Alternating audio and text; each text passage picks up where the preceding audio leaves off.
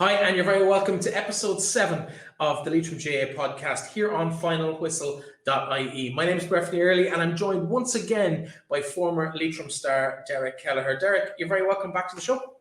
Thanks, Breifne. Great to be back again after the little bit of a break for the 2 or 3 weeks. How is all in Gortletteragh at the moment? Buoyed by the return of club football this weekend?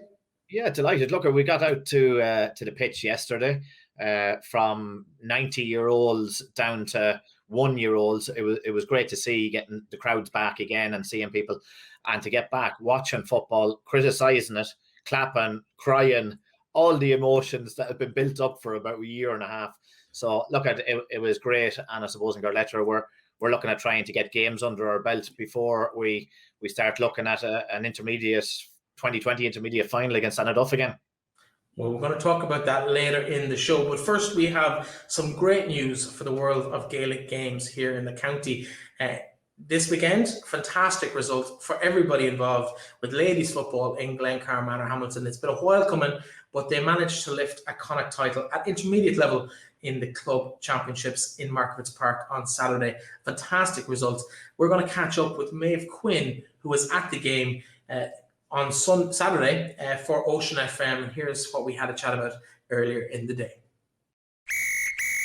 Now, of course, all eyes yesterday in the ladies football world were in Markowitz Park in Sligo. 3 Connacht finals, but the one that really piqued our interest was the intermediate final between Glencar and Manorhamilton of this parish, of this county, county champions last year, and they faced Geevagh of Sligo. One of 3 Sligo teams in finals yesterday, but thankfully from a Leitrim point of view, it wasn't to be Sligo's day.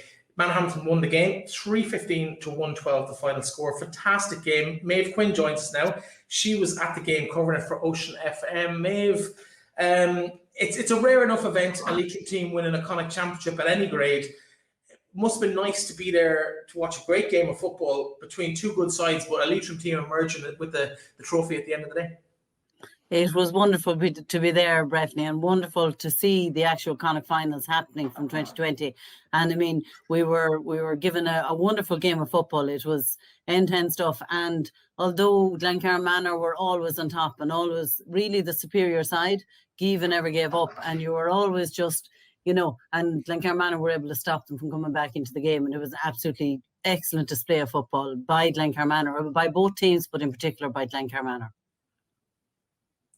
Yeah, there's a lot of talk about the forward line in Manorhamilton. 3 or 4 international athletes in other codes all coming together and just a potent attack. But they really, really defended well yesterday as well. I think that was probably the base that they built from going forward. Who impressed you, I suppose, through the game yesterday from the Manor point of view? I suppose you have the usual players. I mean, you're saying they defended. You saw Dervla Rooney somewhere in Devani. You saw Aoife Gilmartin did a huge amount of work, as did Melissa Hewitt, their 2 midfielders. But you saw the half forward line, or even the full forward line, back there, Emma McLaughlin, back there and bringing the ball out of their defence when they needed to. In particular in the first half where they had scored, and then Geevagh came back and got a score, and Wern just literally, I don't know if you remember, took the ball from her own 21-yard line right up and got a free on their 30 yards from their goals, And it was at a moment in time where it looked like Geevagh were going to get back into the game. Now, it was early on in the game, but equally you had a hugely unselfish play by a lot of players. I was actually watching Leitrim Gael there earlier, Colin Cooper on it, and said the Gooch, and they were saying he was deeply unselfish player, but there was a ruthlessness and a killer instinct was how the person described it. And I have to say, if you were to sum up Glencar Manor and their players and their forward line in particular, I was like, that just describes how they play, like deeply unselfish play, and how you're seeing each other again. They see the players, but their players are running off each other. You know what I mean? The players are making the right runs, but when they do run, they're getting the pass. And again, but there's a ruthlessness. I mean, they're devastating in attack, it has to be said. Yeah, Maeve, just coming into that, how many, we'll say, players for Manorhamilton, was it up the middle, the diamond, we'll call that powered on, or were there 2 or 3 real leaders in the camp that stood up? Because to put up a scoreline like that, in a kind of final from a game that was supposed to be played last year, like, it's fantastic to see them coming in. They've done their homework, they've done their training, they've come in at the way that they would have come into a final last year. But in regards to that diamond, or was there various players in the field that really led by example on the day? Well, I tell you, from Cammy McPartland, who was in goals, who pulled off 2 fabulous saves, you know, and really has given them a presence on the goal line that they didn't have heretofore. You know what I mean? She used to play outfield and has won much in Sligo, in fact, here previously. But she really led from there. I mean, looking at the full back line, Mary Alice Maguire in the second half, when Stephanie O'Reilly moved back down into the full forward, they switched Stephanie O'Reilly from centre half back to centre half forward, and Mary Alice Maguire gave her nothing. Took the ball off her boot 2 times in a row, and gave her absolutely nothing, which meaning it didn't work out then for. And then you move on, Aoife Gilmartin, Melissa Hewitt, 2 players that really are quintessential midfielders because they never stop working, you know what I mean? And beautiful balls, and they really do stroke that ball up the sideline, you know what I mean? But again, as I said already, you have a devastating forward line there where you have Leah Fox, Aideen Lancy, who carried the ball on a number of occasions to an extremely able footballer. Muireann Devaney, of course, needs no introduction to anybody. I mean, Dervla Rooney, the amount of work that Dervla Rooney does, in that she's capable of, she swipes in and wins a ball and then takes off with it. And again, they're always looking for each other. And Albert Lancy had an excellent, Leah Fox and Albert Lancy in particular, I suppose, how they combined yesterday. You know, just in terms of giving the ball to each other, giving each other beautiful balls, but also making the space, being available, all of that. And some fine points taken by Alva. And Leah, we were talking earlier, Breifne, she got player of the match, well deserved, from her own personal game that she played, but also how she combined with others. Of course, Leah came off injured just a matter of weeks ago against Louth, as it happens in the National League. So almost great to see her back in that level of competition. And to pull off a performance like that is huge. So it's given how bad that injury looked when it happened, 3-4 weeks ago. So great to see that happen as well. I'm quite sure, really, probably Leah's not 100% yet, but knowing Leah, unless her leg was broken, she'd be out there playing, you know what I mean? And many times we've had to fight with her, try and get her off the pitch unsuccessfully, it has to be said, which she shouldn't be playing. But, you know, she just has that fight, and that's what you want when you want to win something. Now, you mentioned about I think Derek actually mentioned about the delay from the semi-final, which was played in Drumshanbo last year. I don't know if you were at it, but they must have played about 15 minutes injury time. It was the craziest game I've ever been at in my life. Alva Clancy finished that game literally with her leg hanging off. There's no way in hell she was going to be fit for a final 2 weeks later had it been played. The fact that she was available, that Leah was available, and that everybody showed up fit to the game yesterday for Manor, how important was that to them? Very important. Now, Manor were missing Hannah Johnson, who'd usually be their centre half back, but she's doing her leaving cert, and they are also missing Karen Connolly, who got injured since then, you know. And they would be 2 big losses, if you like, for their team. Now, Emily Conlon joined their forward line and did super work in terms of pulling up and winning her own ball and combining well as well. She filled in for in terms of in the half forward line, and Emma McLaughlin moved back. But I also, Geevagh were badly hit just last week, in fact, by their midfielder, Niamh Ryan, actually got injured at training. So Manor had some losses, and so had Glencar Manor, do you know what I mean? And so had Geevagh. So I think they kind of balanced each other out for that matter. But I mean, there's no way Alva would have been available if they had to play it after the semi-final the last time. So that was certainly an advantage to Glencar Manor. Yeah, I think for me, she's the heartbeat of that team. And in an attacking sense, the young ones get a lot of the credit in terms of coverage. But I think Alva, just the experience and one of the best passes of a ball, just to pick a pass out I've seen in the game in the county in a long, long time. Of course, attention now turns, because there's no All-Ireland Championship for the Connacht champions to go on to, which is a bit unfortunate from Glencar Manor's point of view, because they would have been fancied, at least in this part of the world anyway. They're now senior next year. How are they going to survive, or whoever comes out of Leitrim, should I say, will be senior next year? So whether that's Manor themselves, or whether St. Joseph's come back and take the crown, or any of the other contenders, Ballinamore, Shauna Hessens have been thereabouts for the last 2 years as well. Is that a big ask for a Leitrim team to come out at senior level and compete?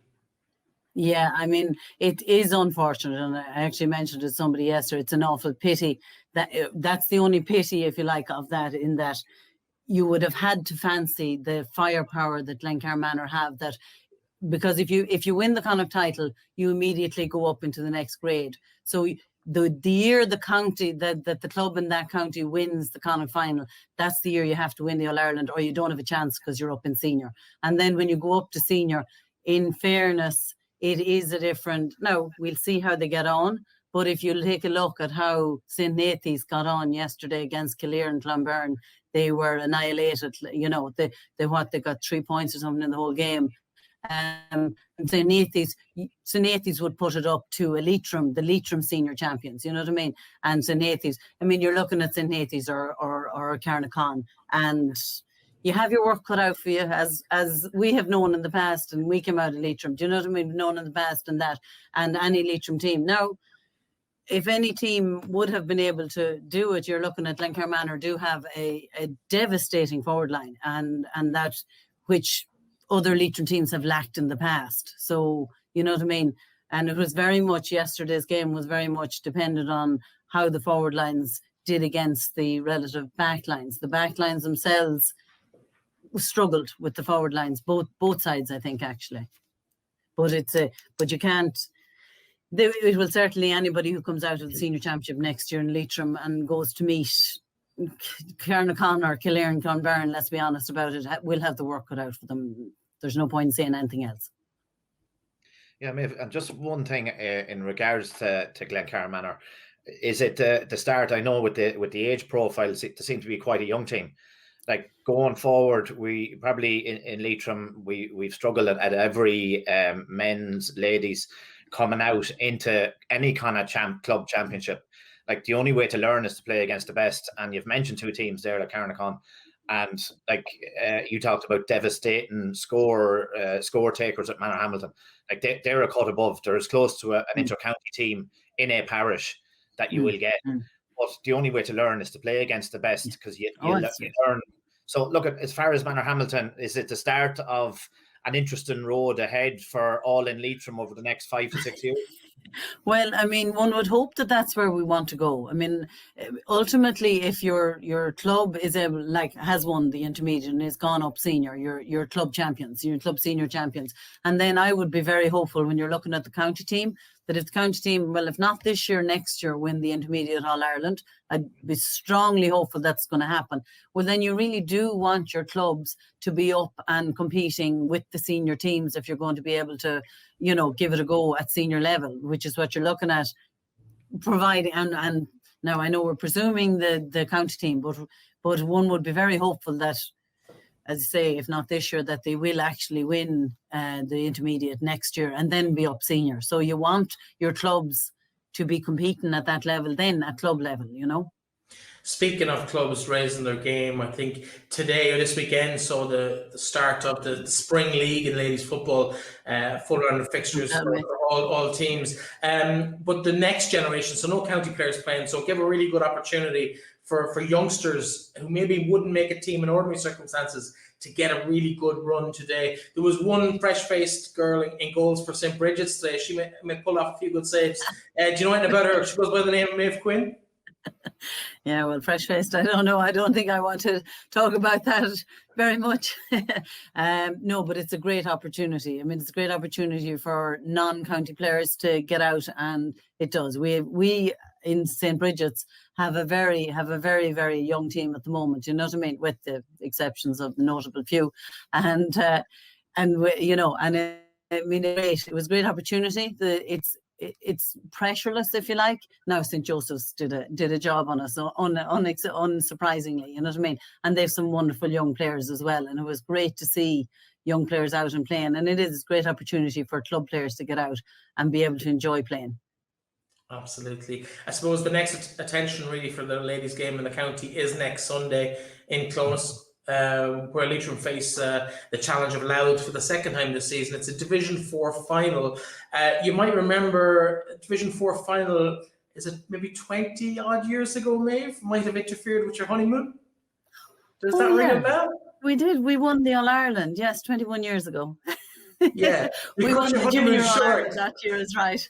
You cut your honeymoon Yeah. short to play the league final. We in beat Division 1 Galway, here. actually. We beat Galway in that All-Ireland final. That same Galway team, then a year later, we beat them in the National League final, all right, and they went on to win the championship that year and went up from junior to senior and went on from strength to strength then. But it was actually, we beat Galway that's right, 21 years ago. You don't remember your own life story.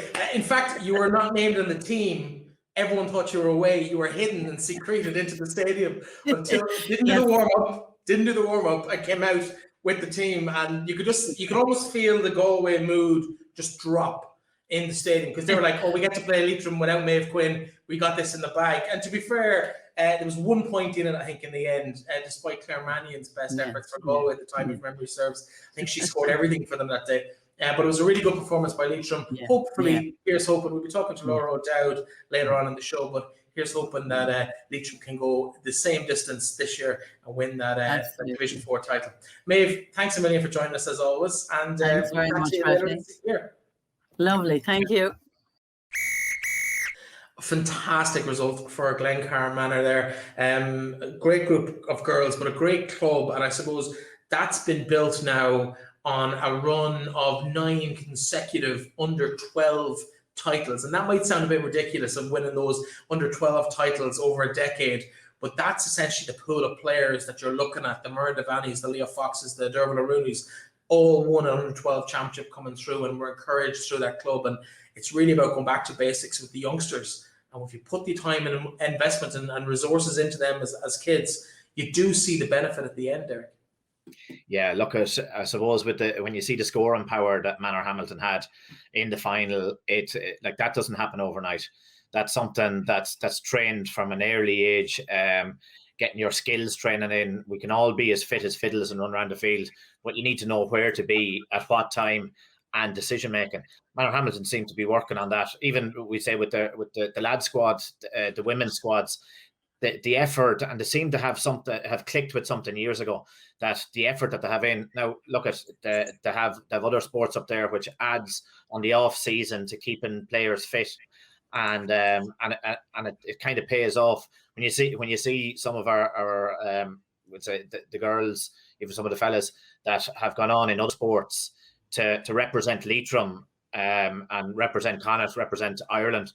It shows that when you get in and you get your from the early ages of agility, balance and coordination, or your running, jumping, throwing, that it leads into, it can open up doors for you.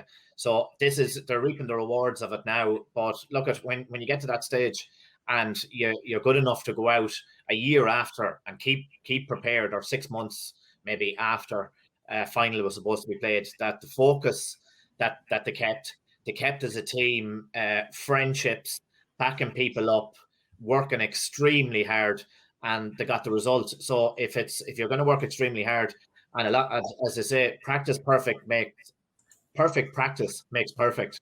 Not just practicing all the time. So the coaching that's going on up there, and the understanding of how to play football and how to be a unit and as a team, it could serve them well for the next 7 or 8 years. Who knows? One other team, and senior champions in the county last year as well, who could do the exact same based on their start to the league on Saturday evening, is Mohill. They ran up a serious score against, dare I mention it, year intermediate championship opponents in Anaduff. 6-17 to 113 the final score in that game up in Anaduff on Saturday evening. That's some performance from Mohill so early in the season. Anaduff, we talk about the chances in the intermediate final maybe the next time you're on the show in 2 or 3 weeks' time. But it's a great start in Division 1 of the league for Mohill. Yeah, look, at Mohill have massive numbers coming out. I suppose probably all clubs have. There's players that haven't played in years that are coming back out because it's exercise, it's meeting people, it's what the community was supposed to be, and we're all too busy, with everything else got to do with work, running and racing. So now we're kind of we're thinking local. We want to get out, the camaraderie of being out at training.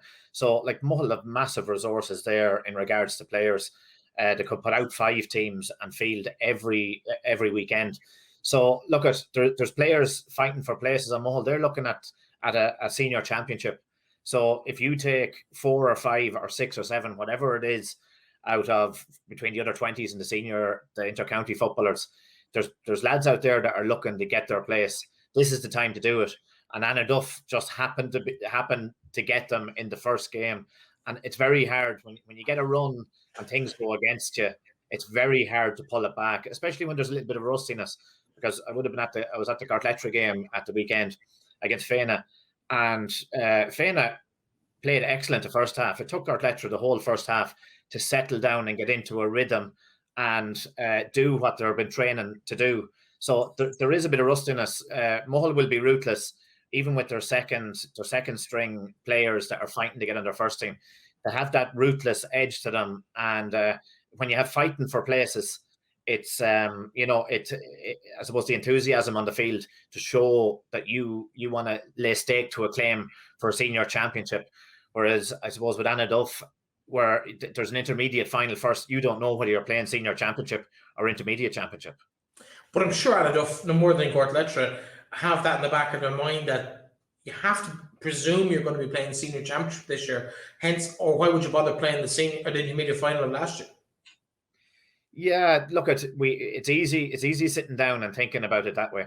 But I suppose, is it a month or 5 weeks back out on a field training? Some people got to do it, be it work, be it college, be it been away. Not everybody has got the same level of training, whereas if you had it collectively. Joe Cox is coming in as their new manager. There'll be a change from the way that it was last year that got them to an intermediate final, because that's only natural with, we'll say, the likes of Ray Cox. He's 6 months older on top of, pin olds like me. So you have to be careful that you want the best. Like, you want Ray playing in an intermediate final in 4 to 5 weeks' time at his best, not with injuries. And it's awkward at this time of the year. You want to give players games. You're trying out players that haven't been, maybe there might have been 1 or 2 challenge games, but you don't know where people's heads are at, because I suppose quite a few people, some may be out of work, some may change jobs. So our lives have changed, and it's just how you would adapt to that. And of course, look at Mohill in the first game, I said it's a hard start. Absolutely. You did touch on your own game. I say your own game, Gortletterach's own game, obviously your own club there. Fianna in town over there in Geevagh, 217 to 113 the final score. So a nice performance from yourselves. 7 points to spare in the end. Comfortable way to start the season. League Division 2 of the new look Premier League, the Masonite Premier Leagues. Yeah, I suppose you're starting. Gortletteragh may be missing maybe 3 to 4. Fianna could be missing 9 from I would have said it about the Glencar Manor Ladies and their fantastic win and the work that was put in at underage. Fianna started 15 years ago, if not more, with their senior players and the players that would have played inter-county football really actively deciding, we're going to go out here and coach, because it was looking like the whole lot could collapse, that the numbers weren't there to have underage teams. Now, look at Fianna and Gortletteragh, the won minor championships together. So there was a rivalry there, and you could see it with some players. The little afterthought of the game in a corner forward or wing back, that they knew how each other played, but there was such a rivalry there. I think Gortletteragh steadied down at half time. It worked well for them to drag back. I don't know, was it 5 points to 1 point, and not looking like scoring, having a lot of wasted free chances. But when things settled down, they seemed to be more of a unit, and Fianna seemed to, when they didn't have the ball, they were extremely strong on the ball and dangerous. But when they didn't have the ball, they were under a slight bit of pressure. And of course, that comes with maybe not having massive numbers, and you're missing the backbone of your team. Yeah, of course. And I suppose, but the flip side of that, it allows lads maybe who wouldn't necessarily see that much game time. And I know we talked about it with Maeve in the women's side of the thing. It's the exact same for the guys. You get maybe the lads who are the other 6 who would normally be playing have to step up and become leaders, and a whole glut of young lads get the opportunity to show what they can do in a semi-important game. I know there's no relegation in the league this year, but it's still a senior league game. it's still got something to play for in terms of that performance in front of the first team management.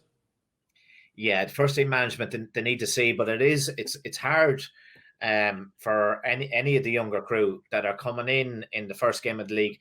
There hasn't been a whole pile of football over the last 15 months. Do you know, compared to what we were used to? You could have 25 games under your belt. Now, if you get 6 games under your belt, it's you make a mistake, there's no coming back.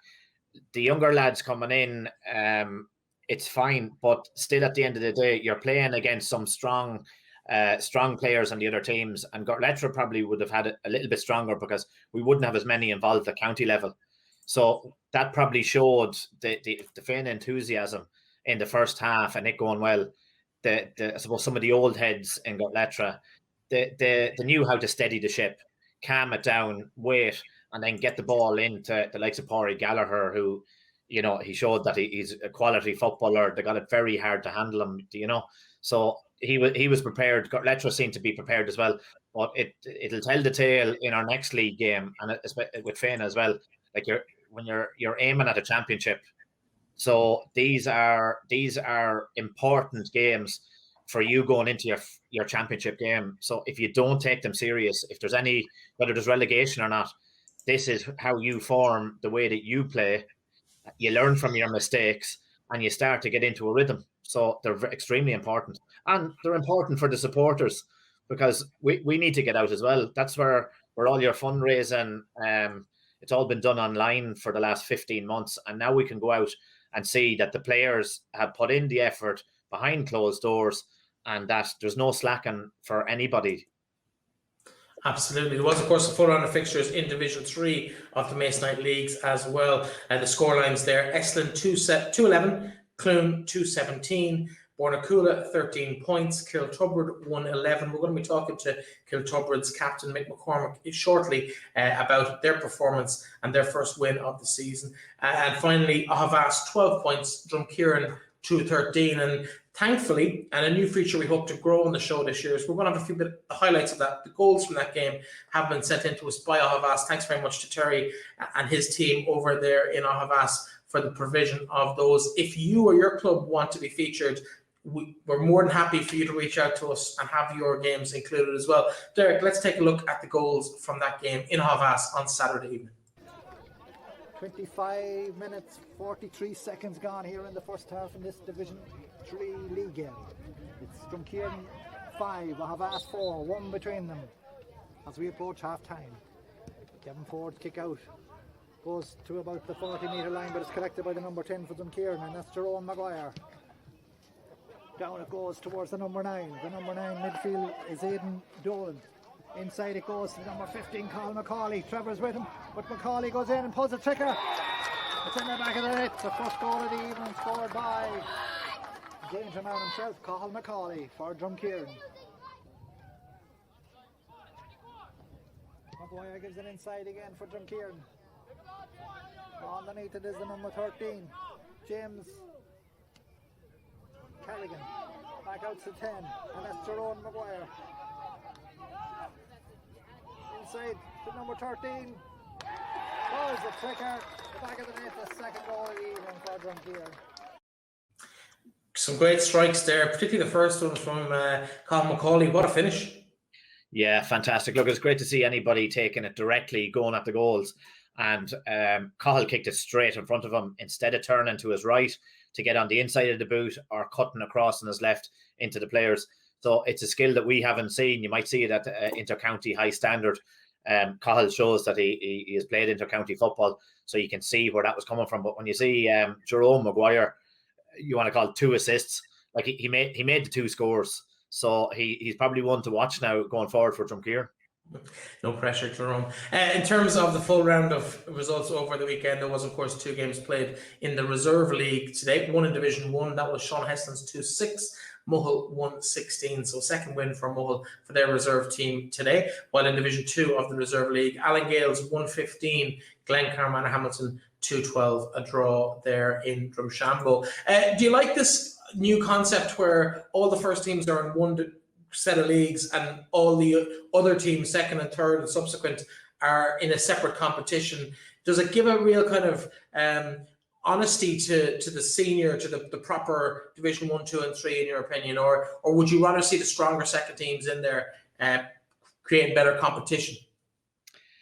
I suppose we'll have to wait and see, Breifne. You want players to strive to play in your Division 1 or your Reserve 1 or whatever it is, and to strengthen your first teams, to improve your players, to improve the standard for going into inter-county football as well.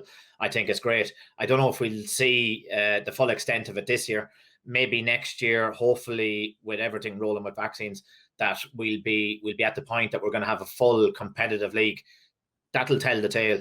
I know that there'll be some second teams that would be disappointed because they would be strong, but for Leitrim football in general, we need to really bring on and make it a stronger competition at the top, because it's the only way that we're feeding into a county team at under 20, under 17 upwards.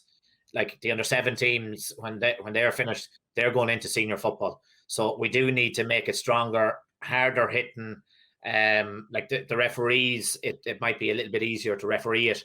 We'll tighten it up, because we have to mimic what happens at inter-county football as much as we can. Because look, at the end of the day, if we don't have a county team, a decent county team pushing on, and players been provided by clubs, because you don't have a county manager doesn't create players. The players have to be created and brought to a certain level and fed in for the polishing off. So that's really where we need to get, and we need to get as professional as we can for the top 8-10 teams, whatever the case may be. I know Eamon O'Grady listens to the show and watches the show, so he'll be delighted to hear the referee's job is getting easier. And I suppose indirectly you've offered to take on the role. Will you be seen in black next year, maybe, Derek? That's something you'd be interested in. Oh yeah, well, if they're going to give 25 hours a day instead of 24, I'd have no issue whatsoever. Listen, let's catch up with Kiltubrid after their fantastic win at 1 point over Bornacoola. A real humdinger. Both teams had their purple patches. Kiltubrid emerged victorious first day of the season. Here's Mick McCormack's take on proceedings. Kiltubrid captain Michael McCormack, you're very, very welcome to the show. Fresh off first win in the first round game of the season. You must be happy enough. First of all, welcome to the programme. Thanks, Breifne. Thanks for having me now. Yeah, delighted. You must be delighted with the results. Yeah, delighted to get back at it again now, and we had a good old battle with Bornacoola there again yesterday. So we just about got across the line, 1 point win, but it was touch and go there for a good while. It could have swung either way, but yeah. It seemed to be a strange kind of game, because I was keeping an eye on whoever was doing your social media. I was getting notifications as they were going, and it was Kiltubrid point, Kiltubrid point, Kiltubrid point, Kiltubrid point, and I was like, oh, that's going to be one-sided. And then I put the phone down, came back to Bornacoola with 3 or 4 points up, and then I came back at the end of the game and you'd won it, and I was like, that seems to have been the craziest game ever. Was it just different purple patches? Was there a weather involvement? Was there a strong wind? What was the reason for such a kind of a topsy-turvy game? That was really it, Breifne, I suppose, yeah.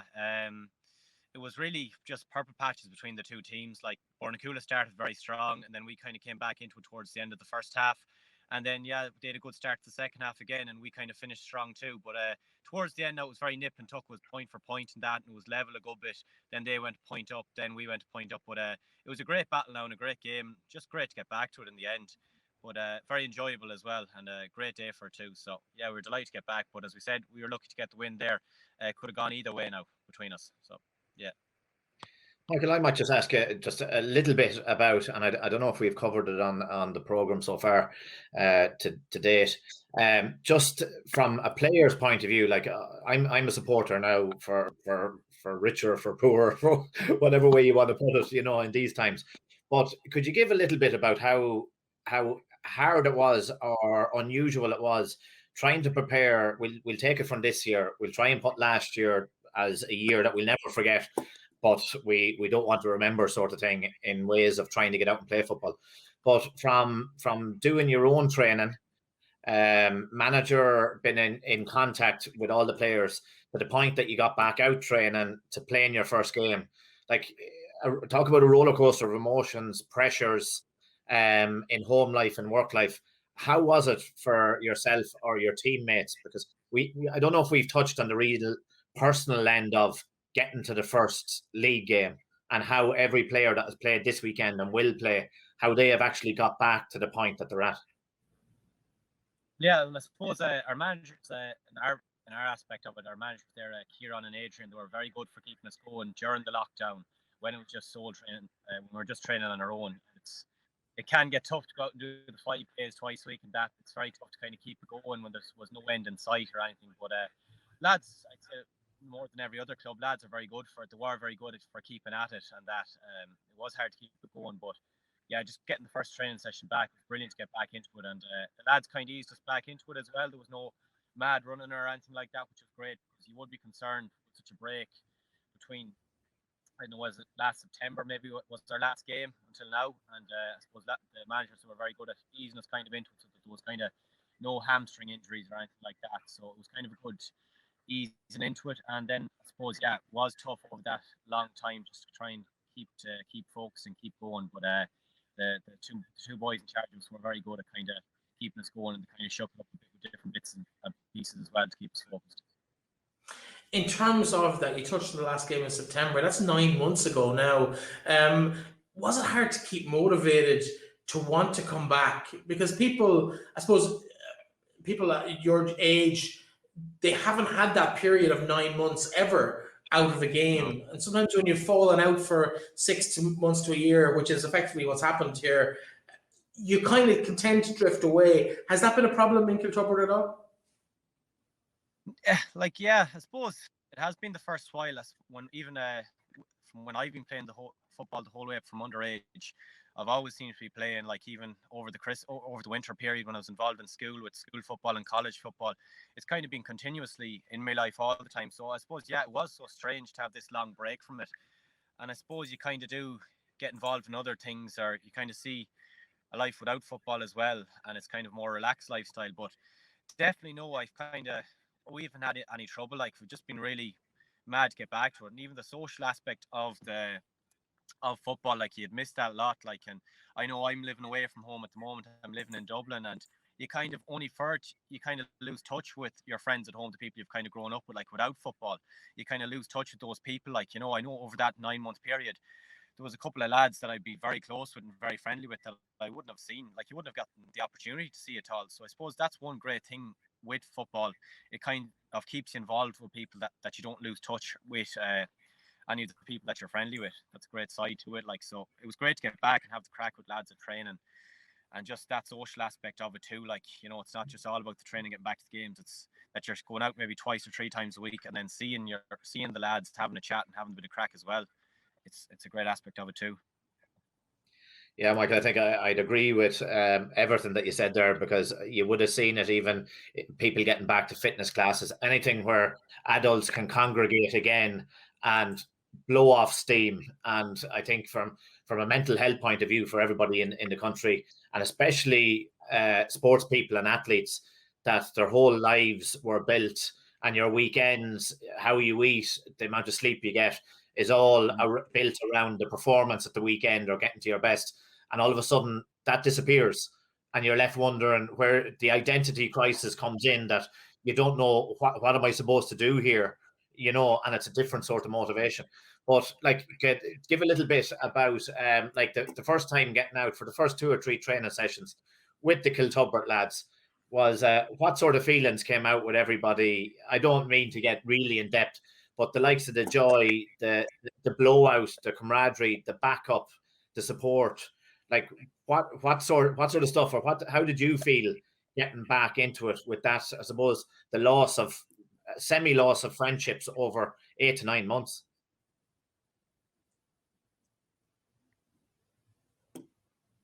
To be honest with you, just a great buzz back at the first training session. I can remember it was, I suppose Eric was the same, big numbers out the first day, like, just lads delighted to be out and about and seeing everyone, and just a great atmosphere, and having the crack and all that. To see, I suppose, that they missed that bit of camaraderie while they were out of it. But yeah, no, just the first few training sessions, great buzz, and lads kind of eager to get back to it and get involved. And even the younger fellas they were mad eager to get involved and get mixed in with the senior team, because they haven't got a chance to do that yet. There's a few fellas we had up this year, but yeah, it's just a great atmosphere and great buzz. Just be out. Yeah. Michael, listen, congratulations on a fine start to the season. Great victory for Kiltubrid. Nice to start the season like that.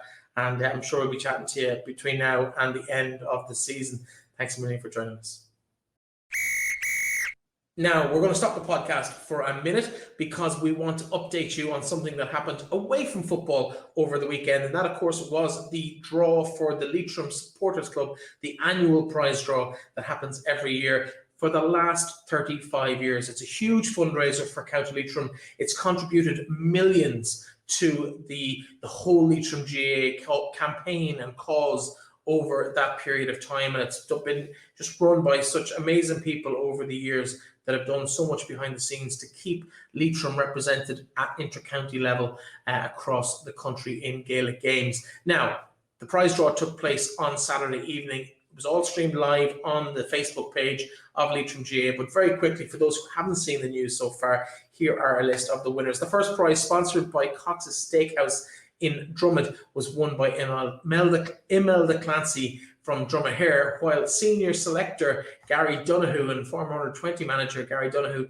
took home second prize, €2,000 to Ballinamore, and third prize, former county player, former teammate of yours, Pat Farrell over there in Bornacoola, €1,000 sponsored by Westlake Coaches in Drumshanbo. Fourth prize was a 3 nights B&B stay in the Bush Hotel for 4 and VIP Shed Distillery tour for Johnny Gill of Leitrim Village. He'll have equidistance to go to both 4 kilometres or 7 kilometres to Carrick-on-Shannon and then back to Drumshanbo for his trip around the Shed Distillery. Congratulations to Johnny on that one. Fifth prize, 2 nights B&B, 1 evening meal in the Lochrin Hotel in Shannon Blue Way activity with Melvin Gales GAA Club. Not the last time we'll hear Melvin Gales on today's prize list. Sixth place prize was a €500 voucher for the Landmark Hotel in Carrick-on-Shannon. That was won by Cathal Quinn of Gortletteragh, while Catherine Crowe took home 7th prize, and that is 2 nights B&B in the Titanic Hotel in Belfast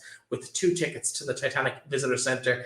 That, for me, will be the highlight of the trip, but that's the one I would have wanted if I had my choice. Congratulations to Catherine on that. €500 voucher for W8 in Manorhamilton was Aideen Hayes in Kinlaw. That was 8th prize in the draw. 9th prize, Brian Fee in Drumreilly, €250 voucher for Leitrim Tourism in the Manorhamilton municipal area, while one in the Ballinamore municipal area, also €200 voucher for Leitrim Tourism, awarded to Melvin Gales. And Melvin Gales had a triple success. They also won 11th prize, €250 voucher in the Leitrim Tourism for Carrick-on-Shannon municipal area. Interestingly enough, not their own area. Melvin Gales didn't win in North Leitrim, but they won in the other 2 sections. And then the final prize of the night, €250 cash, won by Frank White in Glenfarn. So fantastic prizes available from all of the sponsors. There were a couple of other sponsors as well with the county board that should be thanked. Cox's Steakhouse, obviously the main sponsors there, but some of the other sponsors, Kevin Quinn, the Embassy Rooms in Sligo, Scan Me Limited, Sheila Briody in Longford, Jerry O'Rourke in Longford, Jerry Murray in Sligo, the Rosebank Retail Park in Carrick-on-Shannon, and of course Lochrin Castle Hotel, which brings us nicely to Win a Wedding. Now that the Supporters Club is finished in terms of promotion for this year, Win a Wedding, the opportunity to win a €15,000 wedding, a €25,000 wedding. I'm undervaluing it. A €25,000 wedding for 150 guests in Derek's neck of the woods there in Lochrin with Leitrim GAA and Lochrin Castle Estate and Gardens. Fantastic opportunity. Details on the screen, but you can get your tickets. It is selling out really fast. So if you want to be in that promotion and have that chance of a fantastic day, Gortletteragh is lovely this time of year, Derek. Although the Mohill lads might argue that it's in Mohill, but you're claiming it's in Gortletteragh. Oh yeah, well, look at the ordinal survey. It will just, you just have to search the maps. Like, it's been in Gortletteragh, and I suppose we get confused sometimes with postal addresses and where you actually live. So no, look at Lochrin is in Gortletteragh, and we're delighted to have it in Gortletteragh. There's 150 houses around the castle with an array of people that have moved down from Dublin because of fibre, the high-speed broadband it's with the way that it's going, we'll hopefully, if we can catch them, we'll have a championship in the bag in the next 5 or 6 years. But I would like now, to be honest, if it was yourself, Breifne, that won the wedding, I would offer to organise the stag, and that's it. Would the stag have to be in Lochrill as well? Because that could be arranged too. There's absolutely no danger of me needing a stag anytime soon, Derek. No more than the standard question we've asked everybody in the show for the last 6 or 7 weeks. There's no requirement for any weddings here, but I'd probably buy a ticket just in case. Anyway, Derek, we'll move on with the rest of the show. Now, we spoke to Maeve Quinn earlier in the programme, and we talked about that Division 4 final next week. Delighted to be joined by Laura O'Dowd, a key member of the Leitrim team for the last number of years. But Laura, it must be a really nice time to be in a Leitrim squad at the moment. The mood seems to be fantastic in the camp. Performances have been great. And I suppose from everyone's point of view, the results have matched all of that. Yeah, absolutely. Like, we've had a super start to the league. Like, we came out, really strong at the first game. We were all, always quite wary of Louth, like the first round. We knew it was going to be a really tough first game. So once we got the win under our belt there, we kind of just kept pushing on through the other rounds. So thankfully we ended up top in the group, which was great. And then that led us into the semi last week. And again, Limerick put up such a fight. But I think, overall we were really, really happy with our performances. And yeah, thankfully now we've made the final, which is where we wanted to be. And Laura, I might just ask, from the first game against Louth, and you're playing them in the final now. Is there a lot of learning going on from that first game, or is it basically that you're starting off afresh because either Leitrim have had new players coming into the first 15, or possibly Louth have had different changes as well? Like, where is it? What was the learning from the Louth game? I know it was great to get the win under the belt, which kind of put you in line going forward in the league. But we're getting into a final now. Are Louth, they'll be challenging, but are you confident that you've learned enough and the homework in the meantime, with a little bit of time, to go out and put out the performance that you want? Yeah, well, we're hopeful anyway. We know it's going to be a completely different game to when we play them in the first round, just like it is with anything, whether it's club, county. No matter what team you meet in a round versus a semi-final or final, it's going to be completely different from day one. Even when we played Louth to where we are now, we haven't had the same team. There's constantly changes being made. So that's the exact same with the Louth team. There's new players in, new tactics being done. So it's constantly changing. So again, just because we bet them in the first round, it means absolutely nothing. I suppose having the other round games then have given us the opportunity to try out different tactics, things that didn't work so well for us when we did play Louth the first time. So I suppose getting the chance to go through all of that, it's definitely helped us, and hopefully now, come next weekend, it'll stand to us as well. Look back at that first game, Laura, so it's one of the things that when you look back maybe at the Louth goals in that game, and they did score, I think, 3 goals in that match. They all came from one player just taking off and cutting through the defence almost as if she was unchallenged at times. Is that something that you've been working on in terms of trying to cut out those chances and maybe not let them build that momentum in a forward attack? Yeah, absolutely. That was one of the biggest things we did have to learn from that game. I think we did pretty well in the other round games to prevent that. So definitely a lot of defending, tackling work to try and improve and I suppose stop that momentum and that intensity of them coming through with the ball. Like that, we've had to make, do different setups, whether it be taking players up, bringing them back. So I think we've worked it well, that we should hopefully be able to stop that from happening, because it gave them an awful big boost, when they got them goals in, and it obviously brings us down. So we've worked a lot on that. So hopefully we can prevent that from happening next Sunday. Yeah, they'll probably be looking back on that game, and hopefully from Leitrim's point of view that they'll think that there's still a weakness there, but that has been worked on that hard over the last number of games and weeks to stop them, because goals in finals they're a devastating blow mentally wise. Whatever about on the scoreboard, it holds you back. So look, coming into the game, how are all the rest of the girls feeling, and how is the mood in the camp in regards to excitement and camaraderie looking forward to the game? Yeah, I think overall we're absolutely buzzing. Like, we are really excited for it, but I suppose we're not letting it get into our heads too much. You know, we're taking this as another game. We're not going to let it get into our heads. So but absolutely, like, it's so positive. The training sessions and everything have been brilliant. Like, we're working on all the positives that we've done in games, all the negatives, we're bringing it all together and really working hard as a team. So yeah, no, absolutely. Overall, the vibe has been brilliant, and hopefully it'll show come Sunday. Laura, this isn't your first rodeo. You've been involved with Leitrim for a couple of seasons now. In terms of, I suppose, one of the issues that Leitrim Ladies have had, I think it's well publicised, we're not talking out of its turn here, but is having maybe people off the field, enough people around at the same time to really make stuff happen. And I suppose a good group came into the county board a couple of years ago, and the nucleus of them are still floating around, the likes of Aidan here and PJ Ryan. And there's a few more as well. Martina Hackett is the treasurer. I know Podge Rowley over in Fina is also involved in terms of fixtures and stuff. But there's a really good group, not just one or two individuals, pushing ladies football at that level. They've done their fundraising. They've got their structures a bit better than maybe they've been in over the last decade. And we're now beginning to see the fruits of that. The appointment of Hugh Donnelly has been huge, obviously.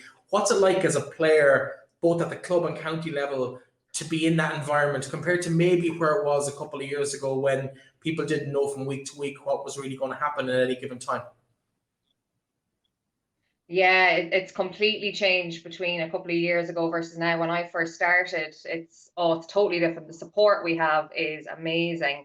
Like, it's so organized. Everything, you know, you don't have to be worrying about, oh God, what's going to happen for this training, what's going to happen for this game, or we covered for this or that. Everything is so well ran now. County board have been absolutely brilliant. Aidan, oh my God, he's just been amazing there at every single training. But the amount of support that we're getting is just brilliant, and it makes it so much easier on us. You know, we don't feel like we have that extra load. They've taken that off us, and literally all it is for us is the football, and that's what we're there for. You know, it's what we love, and yeah, they've been absolutely brilliant, and it's been such a transformation over the last couple of years.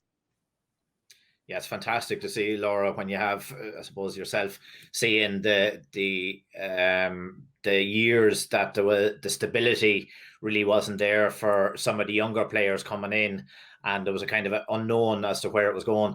But I have to compliment yourself and everybody that's involved, all the players, management, and the people that you see at every game on social media or the Observer, wherever. It's fantastic to see. And we're looking forward big time to seeing it been streamed and watching it, and the whole lot of, like, it has brought a new lease of life to ladies football, to be honest. For the younger girls, we go over on a Wednesday night for training. The amount of girls that are out now wearing the Leitrim colours and playing compared to what we would have seen a number of years ago, it just goes to show what role models every one of you are to the younger crew. And to be honest, it's not just to the girls, it's to everybody that plays football and interested in Leitrim. It's fantastic, and it gives a bit of a buzz. Put the hair standing on your back of your neck, you know, to see good, honest football and never say die attitude. And you're in a final, and with the help of God, we'll be all cheering you on, and that you'll produce the goods. Number one, you'll enjoy the game. Number two, you'll play to your potential, and number three, it'll be good enough to win.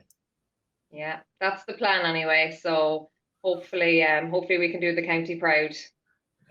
Now, Laura, little birdie tells me that you may have had a little training session somewhere outside of the county today. A little bit of a reconnaissance maybe to Clones ahead of next week's game? Yeah, again, I mean, I think it's always good. You know, there's a lot of the younger ones, especially that have been just on the team recently, that would never have played a sport on the pitch before or know anything about the pitch. So I think it's good just to have even just a look around the pitch just to see, because obviously it's a very wide pitch, you know.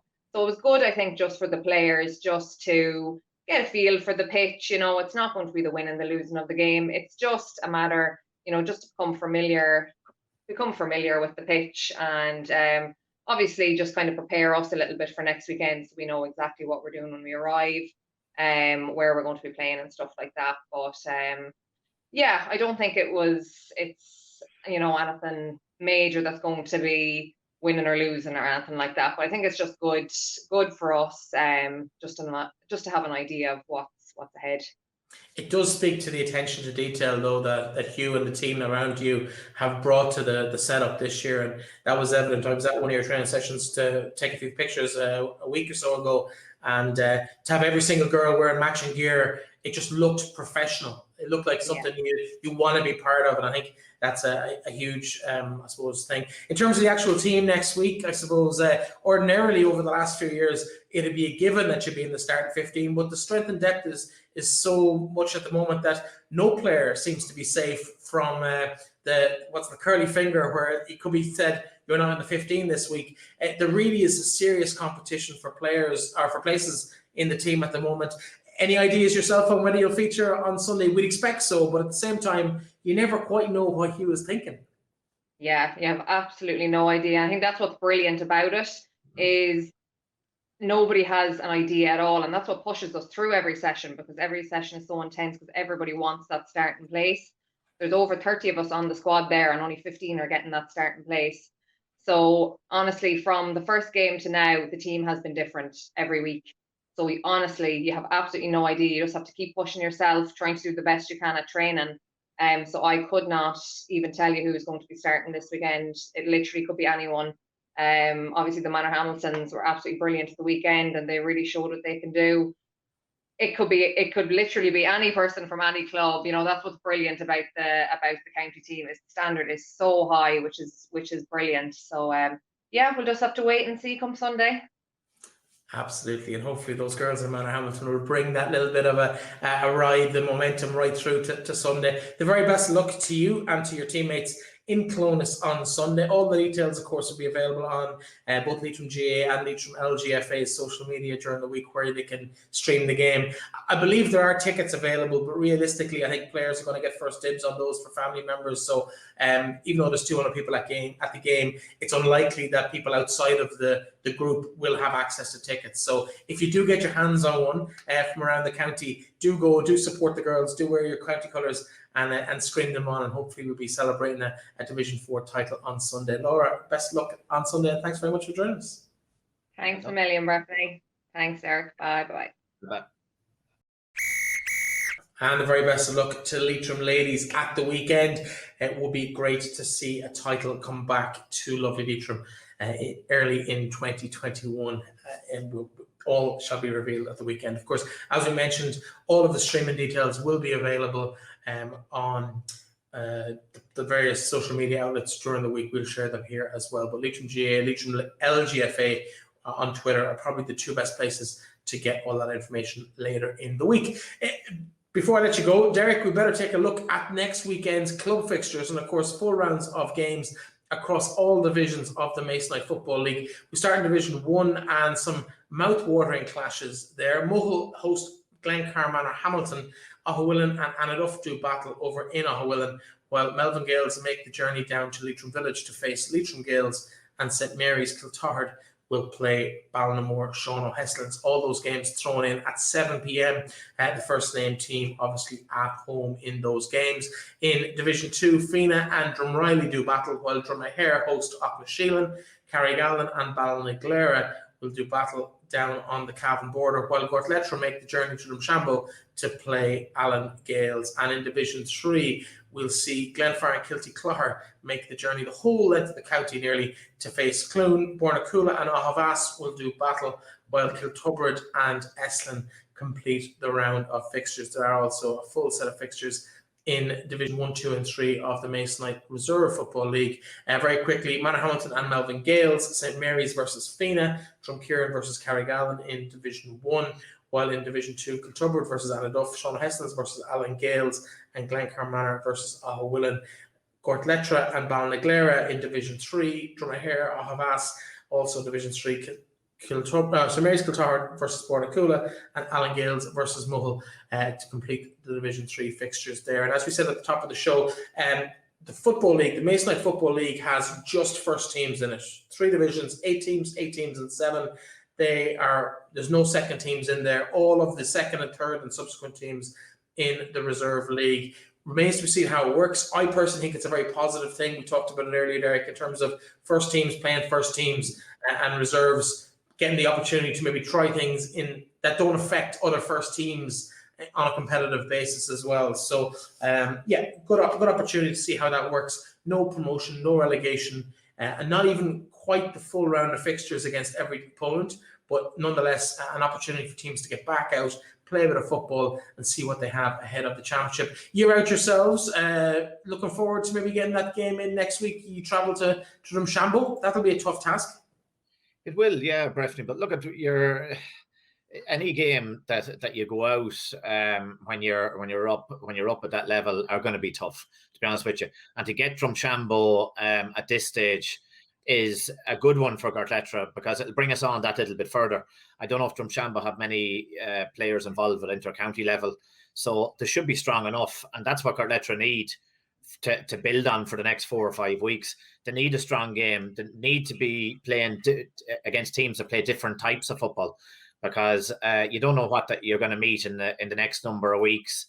I suppose, and I don't know if we'll discuss it now. Where like the aim is at the intermediate final from last year. Like that's the one that sets you up going into the championship. Basically, whatever championship you're playing, it's going to be, you want to be playing your best football. So the rustiness has to be got out of the system. You don't have that long of a lead-in time, but everybody's in the same boat.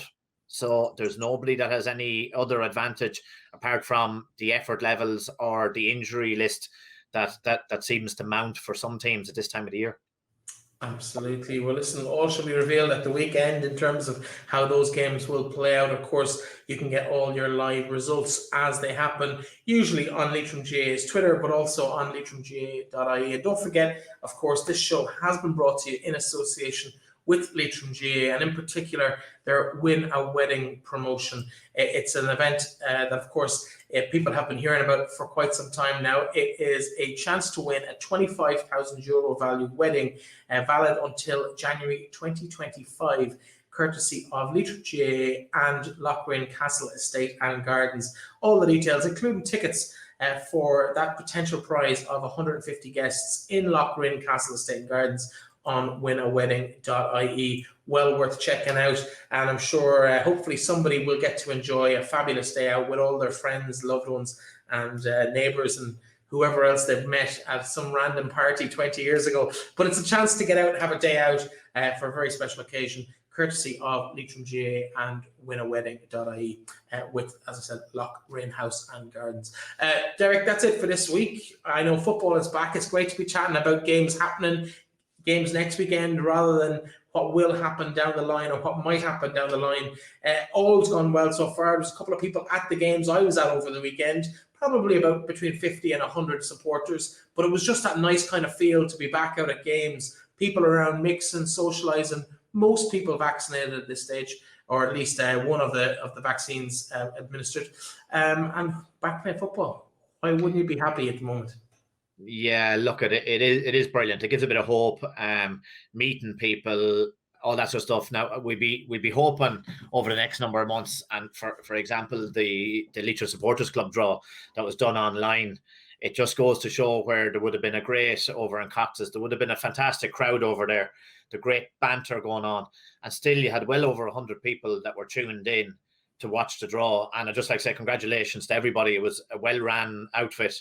A successful supporters club draw, and to all the winners, I hope they enjoy it, and whoever's coming down to stay beside us in Lochrain, they'll definitely look after you. And if I win the wedding, I'll have a party, and it'll be them people you're talking about that I met at a party 25 years ago.